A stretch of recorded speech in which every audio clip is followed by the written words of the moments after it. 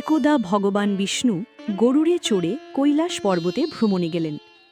প্রবেশদ্বারে গরুড়কে রেখে তিনি ভেতরে মহাদেবের সঙ্গে সাক্ষাৎ করতে গেলেন। কৈলাসের অপরূপ সৌন্দর্য দেখে গরুড় মুগ্ধ হয়ে চারদিকে তাকিয়েছিলেন। ঠিক তখনই তার চোখে পড়ল একটি ছোট্ট, অত্যন্ত সুন্দর পাখি। আহা, কি অপূর্ব সুন্দর পাখি! এত ছোট, এত নিরীহ, যেন প্রকৃতির এক অনন্য সৃষ্টি। ঠিক সেই সময় যমরাজ সেখানে এসে পৌঁছালেন।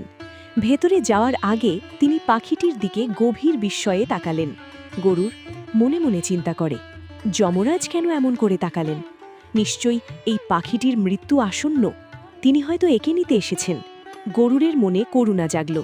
না, আমি এই ছোট্ট প্রাণটিকে মরতে দেব না। যত দূরেই হোক, আমি একে নিরাপদ জায়গায় রেখে আসব। এই বলে তিনি পাখিটিকে নিজের নখরে আলতো করে তুলে নিলেন এবং মুহূর্তের মধ্যে হাজার হাজার মাইল দূরের এক গভীর জঙ্গলে গিয়ে একটি পাথরের ওপর রেখে দিলেন। পাখি ভীত স্বরে, তুমি কে? আমাকে কোথায় নিয়ে এলে? গরুড় স্নেহ ভরে, ভয় পেও না, তোমাকে মৃত্যুর হাত থেকে বাঁচাতে এখানে এনেছি। এখন তুমি নিরাপদ। পাখিটি কিছুটা নিশ্চিন্ত হল। গরুড় আবার কৈলাসে ফিরে এলেন।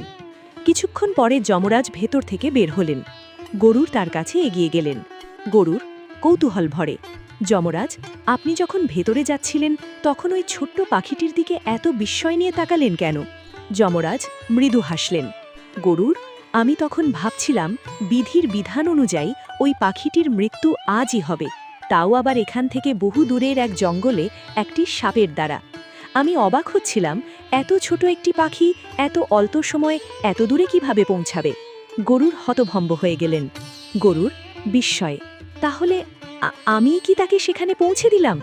যমরাজ গভীরভাবে, হ্যাঁ গরুড়, তুমি দয়া করে তাকে বাঁচাতে চেয়েছিলে, কিন্তু অজান্তেই তার নিয়তির পথকে সহজ করে দিলে। গরুড় নীরব হয়ে গেলেন।